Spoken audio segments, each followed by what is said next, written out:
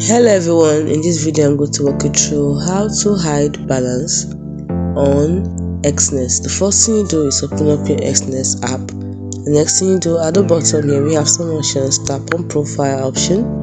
At the top you tap on the gear icon to open up your settings, and over here you have hide balances with a flip gesture, which means that when you flip your device screen down, it will quickly hide the balance. If you flip it again, it will show the balance, so you can turn it on. And now let's go back to see. Go to your account. You can see it's showing my balance of 0.00 USD.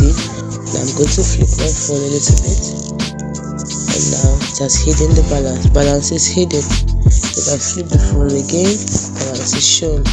It's as simple as that. Hope you found this video helpful on how to hide balance on Exness. Thanks.